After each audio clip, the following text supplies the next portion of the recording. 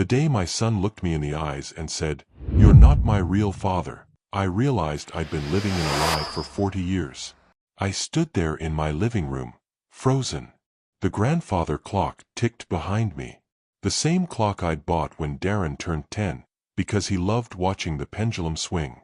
Now that boy, no, that man, stood across from me with hatred burning in his eyes like I was a stranger who'd broken into his life. "You heard me, Raymond," he said, spitting my name like it was poison.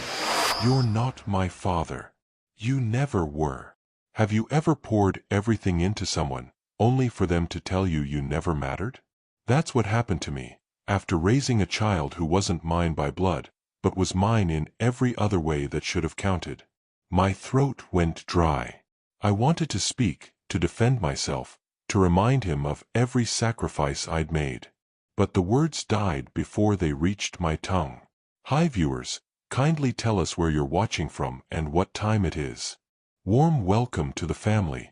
Enjoy the story. I thought about the nights I stayed up helping him finish science projects while Evelyn slept. The time I drove 3 hours in a snowstorm because his car broke down on a road trip with his college buddies. The business loan I co-signed when every bank turned him down. All of it meant nothing now. "If Mom were alive," Darren continued, his voice getting colder, "she'd see you for what you really are.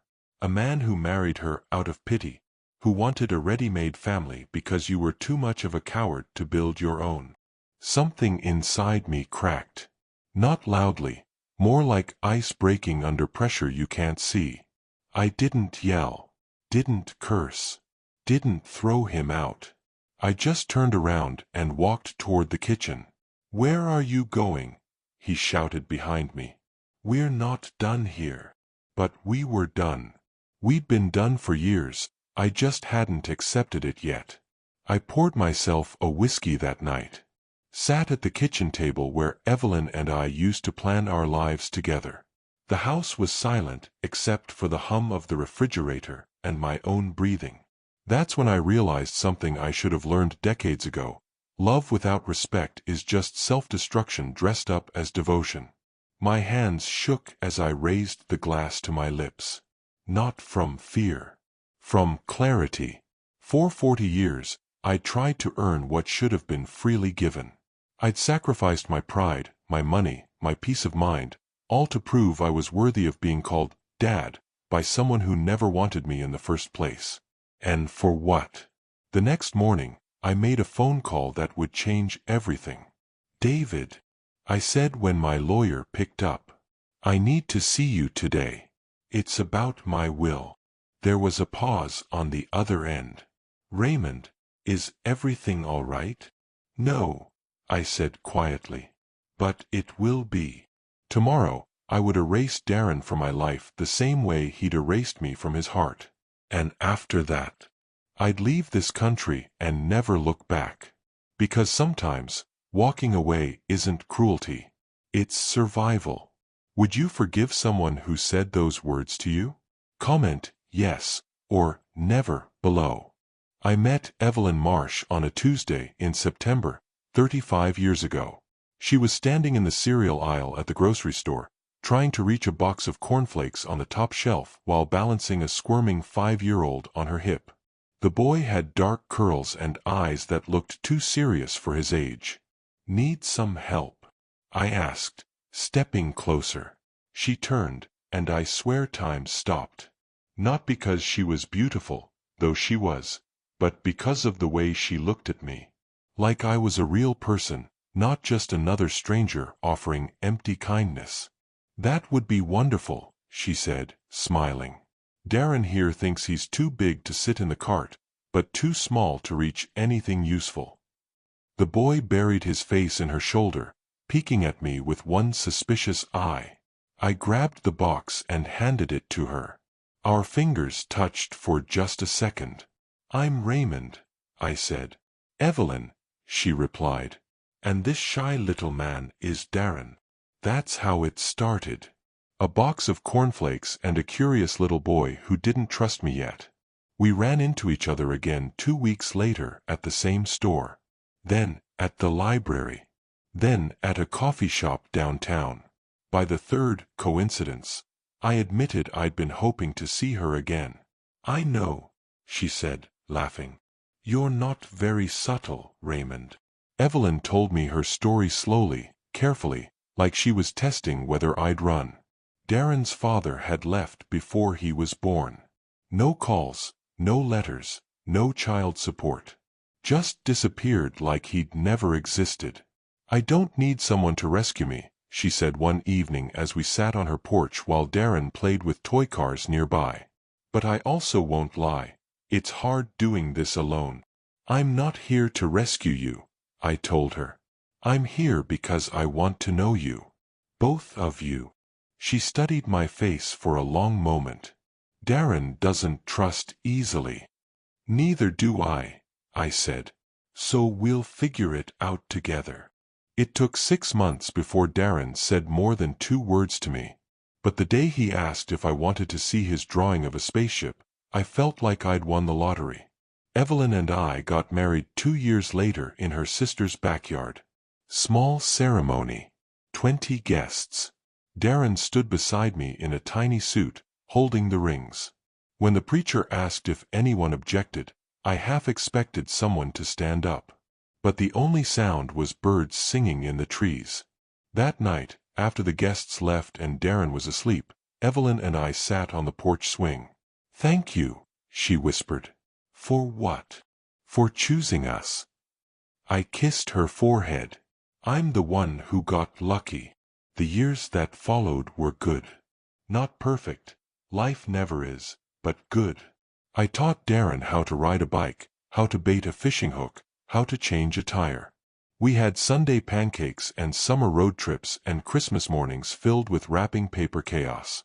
When Clara was born, Evelyn cried happy tears. "Our family's complete," she said, holding our daughter while Darren peeked into the bassinet with wide eyes. "Can I hold her?" he asked softly. "Of course," I said, helping him sit down carefully. "You're her big brother now." He looked up at me and smiled. "Thanks, Dad." That word, Dad. It filled me with more pride than any promotion or paycheck ever could.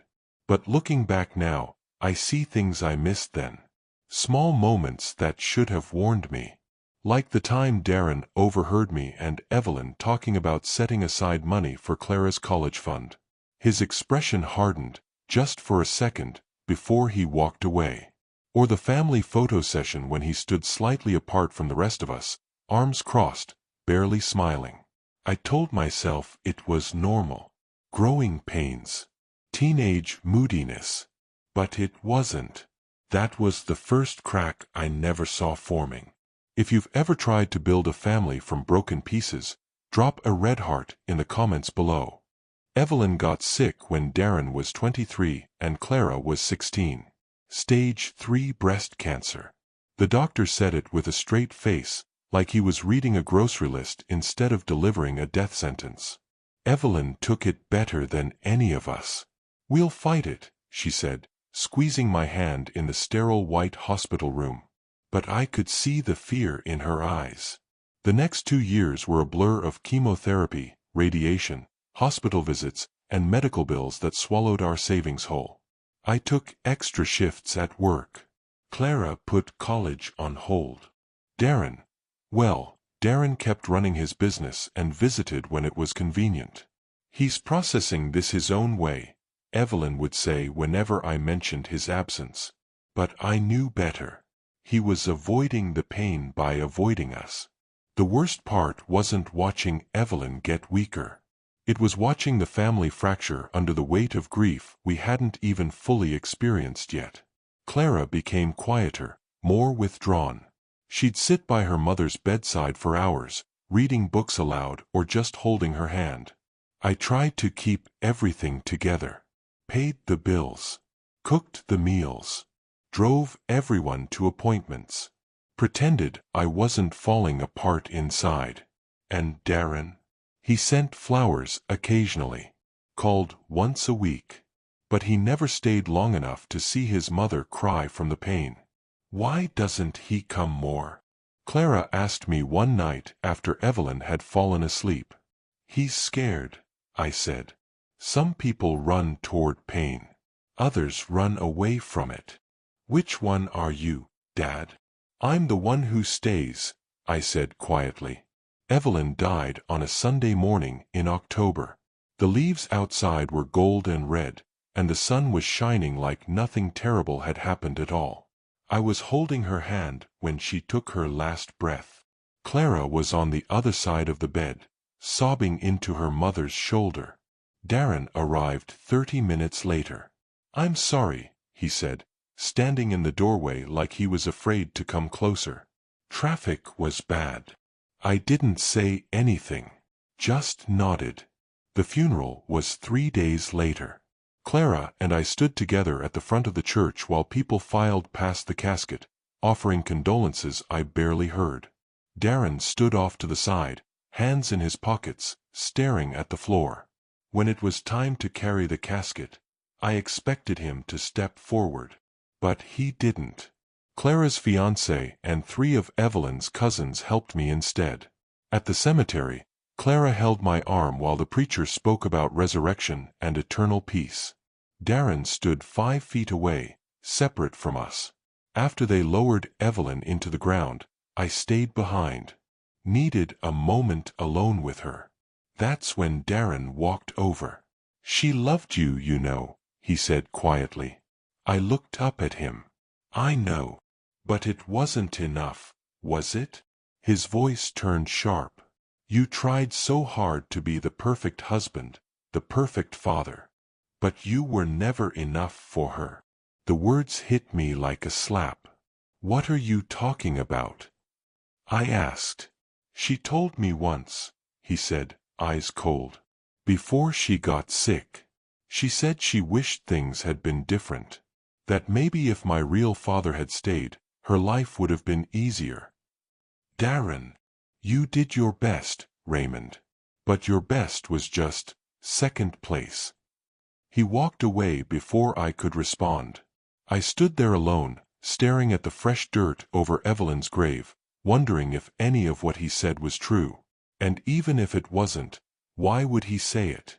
That night, I sat in the empty house, surrounded by Evelyn's things. Her coffee mug still in the sink. Her sweater draped over the couch. And for the first time since she died, I let myself break. Have you ever lost the person who held your family together? Share this moment with a red heart below. Darren changed after Evelyn died. Or maybe he just stopped pretending. He started his own logistics company using the money I'd loaned him. Money I never got back. He hired a slick business partner, rented an expensive office downtown, and suddenly he was too busy for family dinners. I'm building something, Raymond, he'd say whenever I asked him to visit. You wouldn't understand. The first time he called me by my first name, I thought I'd misheard. We were having lunch at a diner near his office. I'd suggested he diversify his investments instead of putting everything into one venture. You wouldn't understand, Raymond, he said, cutting into his steak. You've been a middle manager your whole life. You've never had to hustle, never had to risk everything on a dream. I set down my fork. What did you just call me? He looked up, confused. What? You called me Raymond. That's your name, isn't it? You've called me Dad for 20 years. He shrugged. Things change. I should have walked out right then. But I didn't. I convinced myself it was grief. That he was lashing out because he'd lost his mother and didn't know how to process it. I made excuses for him the same way Evelyn always had. By the time Darren turned 32, his business was struggling. He'd overspent on office space, hired too many people, and lost his biggest client to a competitor. He showed up at my house one Saturday morning with a folder full of papers. I need $50,000, he said, spreading spreadsheets across my kitchen table. Darren, I don't have that kind of money lying around. You own this house outright. Take out a home equity loan. I stared at him. You want me to risk my house for your business? It's not a risk if you believe in me, he said, like that logic made sense. I've already loaned you $30,000. You haven't paid back a dime. His jaw tightened. So that's it? You're just going to let me fail? I'm not letting you do anything. I'm protecting my future. I'm almost 65, Darren. I need to think about retirement. He stood up so fast the chair scraped across the floor. You've always favored Clara. Always. She's your real kid, right? That's what this is about. That's not fair, I said quietly. Fair? He laughed bitterly. You want to talk about fair? I spent my whole childhood watching you play dad, knowing you'd leave the second things got hard. And now you're proving me right. I never left. I stayed through everything. You stayed because you felt obligated, not because you actually loved me. The accusation hung in the air between us. I wanted to argue, to tell him how many nights I'd worried about him, how many times I'd defended him when Evelyn doubted his choices, how much I'd sacrificed to give him opportunities. But what was the point? He'd already decided who I was. Clara's engagement party was a month later. Small gathering at her fiancé's parents' house. I was so proud of her. She'd finished college, landed a teaching job, found a good man who treated her with respect. Darren showed up late, stayed for 20 minutes, and left without congratulating his sister. When I followed him outside, he was sitting in his car with the engine running. What's going on with you? I asked, leaning through the window. Nothing, he said, not looking at me. Darren, talk to me. Why? So you can judge me some more. I'm not judging you. I'm worried about you. He finally turned to face me. You want to know the truth, Raymond? I'm tired. Tired of pretending we're this happy family. Tired of watching you play favorites. Tired of being second best in my own life. You were never second best. Really? Then why does Clara get everything while I have to beg for scraps? Clara doesn't get everything. She works hard. Save it, he interrupted. I don't need another lecture from you. He drove off before I could say anything else.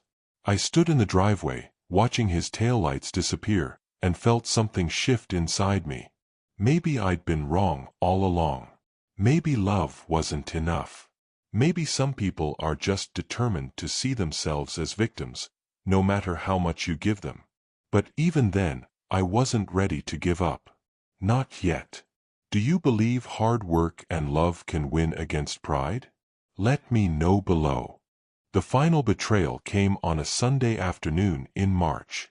I was in the garage organizing tools when Darren's car pulled into the driveway. He walked in without knocking, which he'd started doing lately like he owned the place. We need to talk, he said. I put down the wrench I was holding. Okay. What's going on? He pulled out his phone and showed me a business proposal. Some new startup idea about revolutionizing supply chain logistics with AI technology. I need seed money, he said. 200,000. I almost laughed. Darren, I don't have that kind of money. Yes, you do. You have retirement savings, investments. That's for my future. For emergencies. This is an emergency, he snapped. I'm about to lose everything. My company's drowning in debt. If I don't pivot now, I'll have to file bankruptcy. Then maybe you need to consider bankruptcy, I said carefully. Start over. Learn from your mistakes. His face darkened. Learn from my mistakes? That's rich coming from you. What's that supposed to mean? You've never risked anything in your life, Raymond. You played it safe. Worked the same boring job for 40 years. Never took a chance on anything. I took a chance on you, I said quietly. Oh, here we go. He threw his hands up. The martyr routine. I took a chance on you. I raised you. I sacrificed everything. You want a medal for doing the bare minimum. The bare minimum? My voice rose despite myself. I gave you everything I had. You gave me pity, he shot back. You married my mother because you felt sorry for her. And you tolerated me because I was part of the package deal. That's not true, isn't it? He stepped closer. Be honest for once in your life. You never wanted me. You wanted the idea of being some hero who saves the broken family. But the truth is, you've always resented me. My chest tightened. Darren, I love you. I've always. Don't. He held up his hand. Don't say you love me when we both know it's a lie. We stood there in silence. The air felt thick, suffocating. I can't give you the money, I finally said. I'm sorry. His expression went cold. Empty. You've always favored Clara, he said, his voice dangerously quiet. Everything goes to her. The attention, the approval, the money. Because she's yours and I'm just the charity case you got stuck with. That's not. You're not even my real father, he said, each word deliberate. You never were. You were just a man who showed up and acted like you mattered. But you don't. You never did. The words hit me like a punch to the gut. I opened my mouth to respond, but nothing came out. If Mom were alive, he continued, she'd see you for what you really are. A man who pretended to care because you wanted a ready-made family. You probably married her out of pity because you were too much of a coward to build your own. Something inside me died right then. Not loudly. Just quietly crumbled into dust. Get out, I whispered. What? Get out of my house. He stared at me for a long moment, then shook his head. Gladly. He walked out, slamming the door hard enough to rattle the windows. I stood alone in the garage, surrounded by tools I'd used to fix everything except the one thing that mattered most. That night, I sat at the kitchen table with a glass of whiskey. The same table where Evelyn and I had made plans. Where we'd helped Darren with homework. Where we'd celebrated Clara's college acceptance. All of it felt like it belonged to someone else's life now. I pulled out my phone and stared at my lawyer's number for a long time. Then I made the call. David, it's Raymond. I need to see you first thing tomorrow morning. Is everything okay? No, I said quietly. But it will be. Tomorrow, I would change my will. I would remove Darren completely. Every property, every account, every dollar, gone. And after that, I'd leave this country and never come back. Would you forgive someone who said those words? Comment, yes, or never. My lawyer's office smelled like old books and coffee. David Chen had handled my paperwork for 15 years. Mortgages, business contracts, Evelyn's estate. Now he was about to help me do something I never imagined. You're sure about this? He asked, reading glasses perched on his nose as he reviewed the documents. Completely sure, I said. He nodded slowly. All right. Let's go through it line by line. Removing Darren from my will took less than an hour. All those years of sacrifice, erased with a signature. The house would go to Clara. The investment accounts would go to Clara. The life insurance policy, Clara. But I did something else too. Something that felt right. I created a trust fund. $50,000 set aside specifically for single parents trying to rebuild their lives after loss. People like Evelyn had been when I met her. People who needed help but were too proud to ask. That's generous, David said, making notes. It's necessary, I replied. If my money's going to mean something, it should help people who actually need it. When we finished, David leaned back in his chair. What happens if Darren contests this? He won't have grounds. He's not legally my son. I never adopted him. David winced. That's cold, Raymond. No, I said quietly. What's cold is telling someone they're not your real father after they spent 40 years proving they were. I called Clara that evening. Told her what I'd done. She was quiet for a long time. Dad, are you sure? He's still your son, regardless of... He made it very clear he's not my son, I interrupted. His words, not mine. But what if he apologizes? What if he realizes? Clara, honey, some bridges can't be rebuilt. Some words can't be taken back. She sniffed. I could hear her crying softly. I just don't want you to regret this. The only thing I regret is not doing it sooner. 2 weeks passed. I didn't hear from Darren. Part of me wondered if he even cared that we hadn't spoken. Then one Thursday evening, someone started pounding on my front door. Open up. Darren's voice echoed through the house. I know you're in there. I stood in the hallway, frozen. You can't do this, he shouted. You can't just erase me. Neighbors' lights started turning on up and down the street. Open this door, Raymond. We need to talk about the will. So he'd found out. Probably through one of Evelyn's relatives who still talked to him. You owe me, he screamed, his voice cracking. After everything, you owe me. I walked to the window and peeked through the curtain. He was standing on my porch, hair messy, face red with anger. He looked like a stranger. I know you're watching, he yelled at the window. Come out here and face me like a man. But I didn't move. Didn't open the door. Didn't engage. Because engaging would mean I still cared. And the truth was, I'd stopped caring the moment he told me I wasn't his real father. He pounded on the door for another 10 minutes, yelling threats and accusations. Then his voice broke completely. Please, he said, softer now. Just talk to me, please. I closed the curtain and walked back to the kitchen. Eventually, the pounding stopped.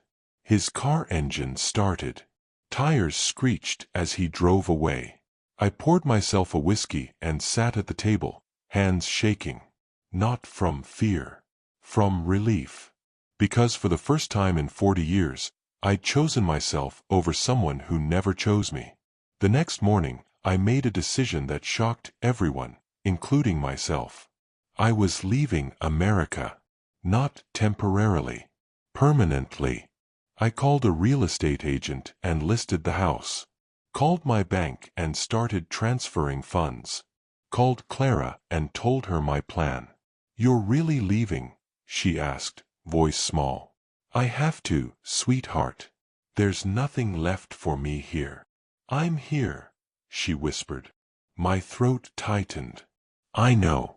And you can visit me anytime. But I need to start over somewhere new.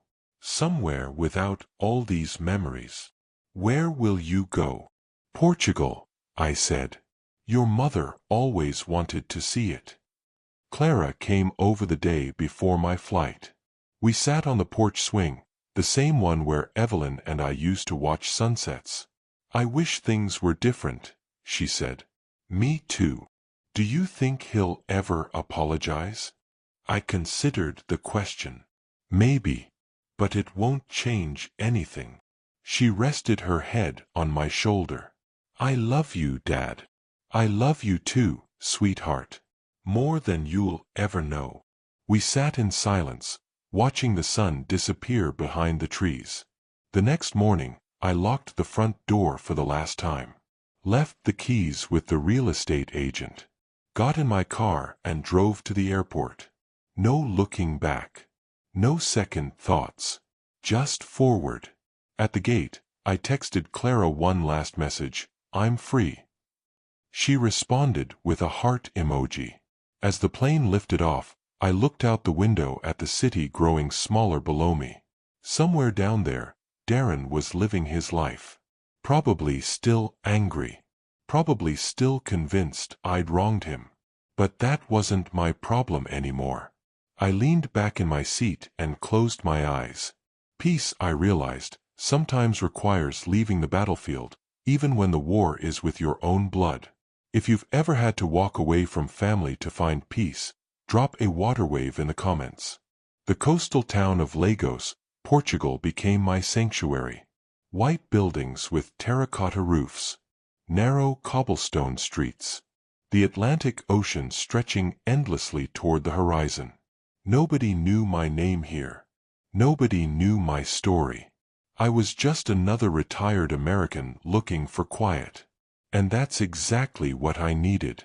I rented a small apartment overlooking the water. 2 bedrooms, a tiny kitchen, a balcony where I could watch the sunrise. The first morning, I woke up to the sound of seagulls and waves instead of traffic and obligations. I made coffee and sat on the balcony, feeling something I hadn't felt in years. Nothing. No anger. No resentment. No dread about what phone call might come next. Just peace. The town was small enough that people recognized each other, but large enough that they didn't pry. The baker learned I liked olive bread. The cafe owner learned I took my coffee black.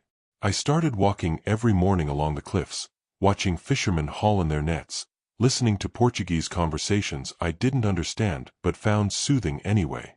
One afternoon, an elderly woman at the market asked me something in Portuguese. I shook my head, apologetic. "American?" she asked in broken English.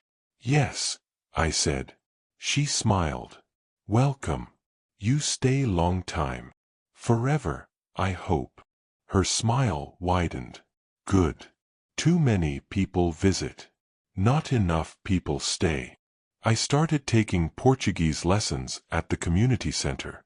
My teacher was a patient woman named Sophia who laughed every time I butchered pronunciation. "You try too hard," she'd say. "Relax. Language is like dancing. You feel it, not think it."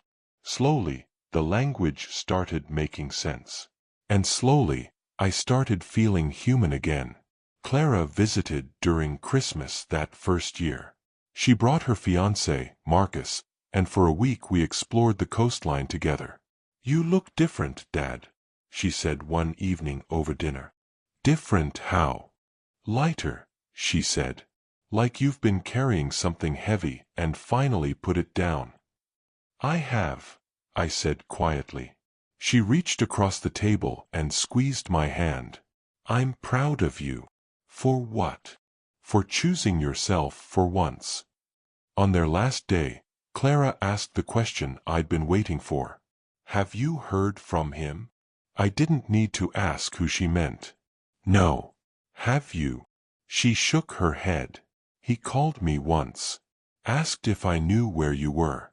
I told him I didn't." "You lied." "I protected you," she corrected. "There's a difference." After they left, the apartment felt emptier. But not lonely. There's a difference between being alone and being lonely. I was alone. But I wasn't lonely. I made friends with a British expat named George who ran a bookshop near the marina. We'd meet for chess on Tuesday afternoons, barely talking, just moving pieces across the board. "You running from something?" he asked one day. "Running toward something," I corrected. He nodded like he understood completely. Years passed like water flowing downstream. Smooth. Inevitable. Peaceful. I learned to cook Portuguese dishes. Learned to understand the rhythm of the town. Learned that happiness doesn't require validation from people who refuse to give it. On quiet nights, I'd sit on my balcony with a glass of wine and think about Evelyn. About the life we'd built. About the dreams we'd shared. "I made it here," I'd whisper to the ocean. "Like you wanted." I liked to imagine she could hear me. The locals accepted me as one of their own. The baker saved me fresh bread. The fishmonger gave me the best cuts. The cafe owner didn't charge me for refills. This was home now. Not the place I was born. Not the place I raised a family. But the place where I finally learned to breathe. One afternoon, I was sorting through mail when I saw an envelope with an American law firm's logo. My hands froze.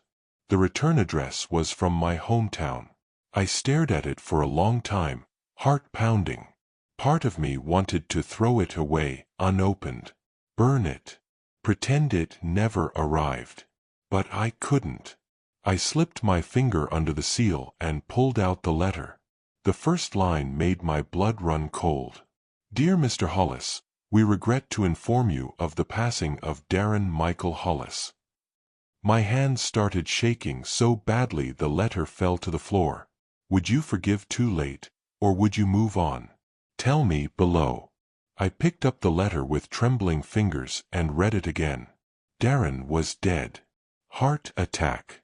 Sudden. He was only 45 years old. The lawyer explained that Darren had listed me as next of kin in some old paperwork, which is why they'd tracked me down. There were no other details. No funeral arrangements mentioned. No explanation of what happened in his final moments. Just gone. I sat on my balcony, letter still in my hand, watching the sun sink into the ocean. I didn't cry. Couldn't cry. It felt like I'd already done all my grieving years ago when he told me I wasn't his father. This was just the official ending to a story that had died long before. But then I read the second page. Mr. Hollis, we should inform you that Darren attempted to contact you multiple times over the past 6 months through our office.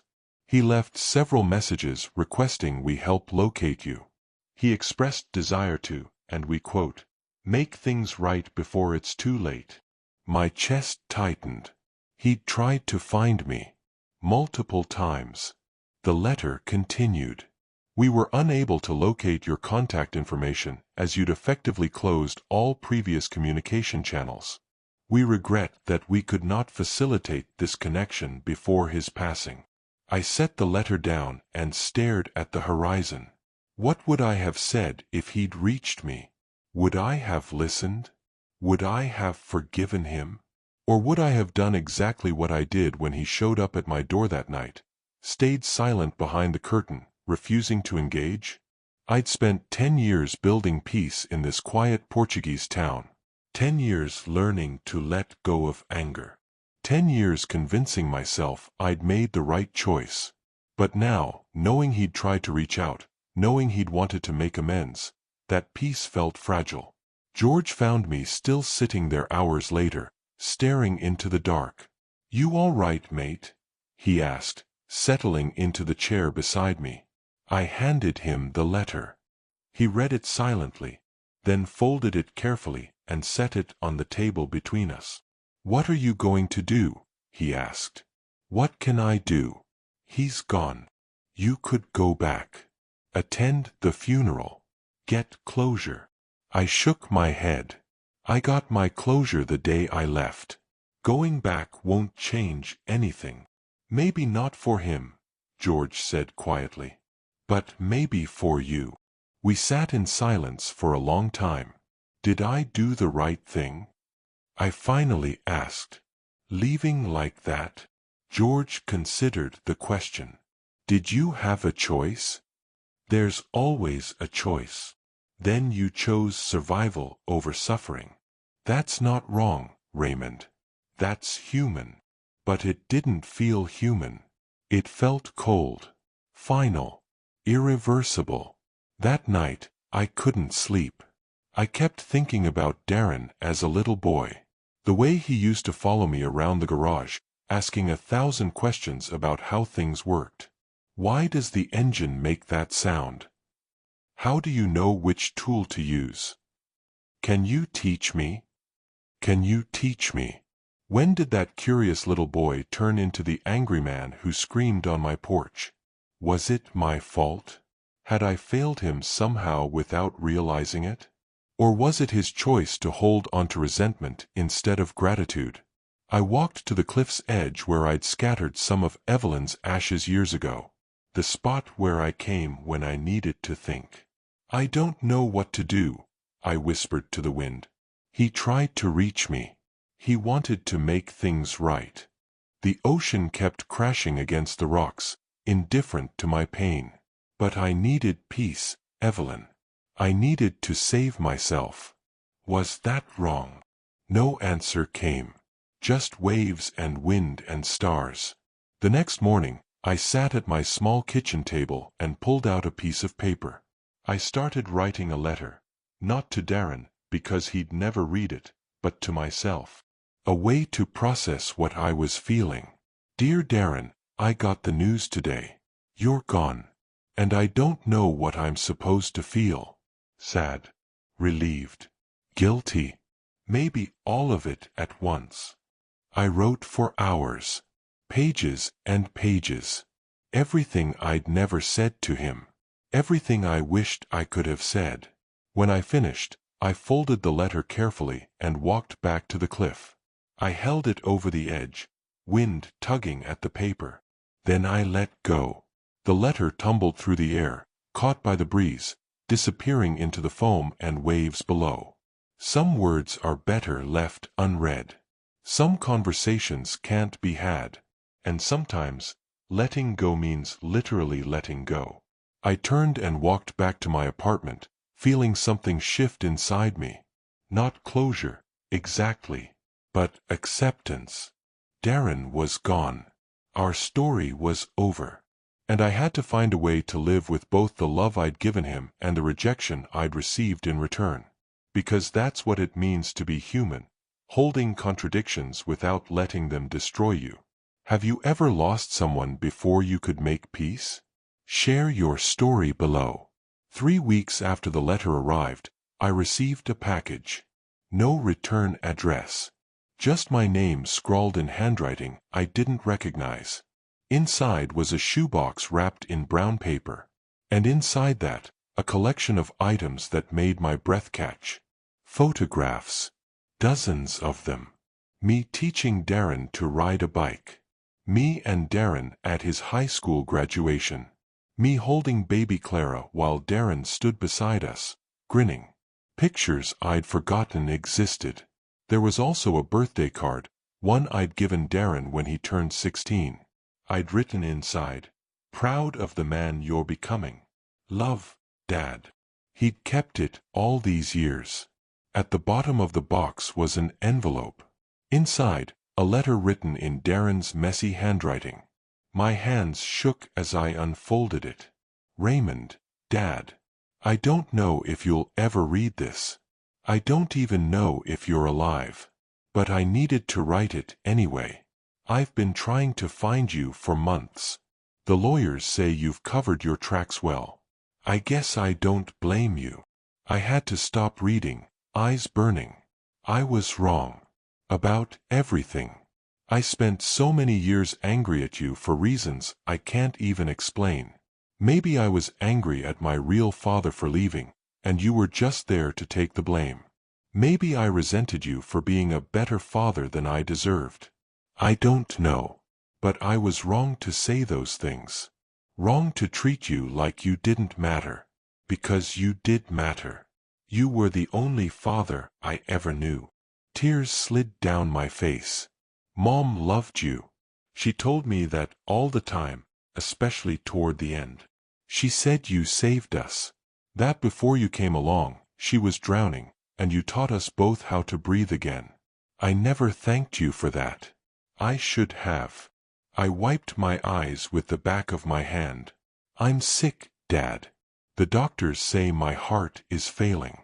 Genetic condition I inherited from my biological father. Ironic, right? The only thing he ever gave me was the thing that's killing me. They've given me 6 months. Maybe a year, if I'm lucky. My chest constricted. I'm not asking for forgiveness. I don't deserve it. I just wanted you to know that I remember. The fishing trips. The bike rides. The nights you stayed up helping me with homework even though you had work early the next morning. I remember all of it. And I'm sorry I pretended I didn't. I'm sorry I threw it all away because I was too proud and too stupid to see what I had." The letter was dated 6 months before he died. He'd written this knowing he was dying, knowing he might never find me. But he wrote it anyway. If you're reading this, it probably means I'm already gone. And I guess that's fitting. I spent most of my life pushing you away, and now I'm gone before I could pull you back. But I hope you're happy, wherever you are. I hope you found the peace I never gave you. You deserve it. You always did. I love you, Dad. I'm sorry it took me dying to finally say it. Darren. I sat on my balcony for hours, letter in my lap, watching the sun move across the sky. He'd tried to make amends. He'd wanted forgiveness. And I'd been unreachable. Was that my fault? Should I have left some way for him to contact me? But then I remembered that night on the porch. His screaming. His accusations. The poison in his words. I'd needed to protect myself. Needed to escape the toxicity before it destroyed me completely. That wasn't wrong. But it hurt anyway. George found me there again that evening. "Another letter?" he asked gently. "From Darren. Written before he died." George waited, letting me decide if I wanted to talk about it. "He apologized," I finally said. "Said he was wrong. Said he loved me. And how do you feel about that?" "I don't know," I admitted. "Part of me wishes I'd gotten this letter while he was alive. But another part of you knows it wouldn't have changed anything," George finished. "Yeah." We sat in silence. "You know what the tragedy is?" I said. "It's not that he died before we could reconcile. The tragedy is that it took him dying to realize what he'd lost." George nodded. "Some people only learn the value of love when it's gone." That night, I walked to the cliff one more time. I held Darren's letter in my hands, reading it again by moonlight. Then I folded it carefully and placed it in my pocket, over my heart. Some letters aren't meant to be thrown away.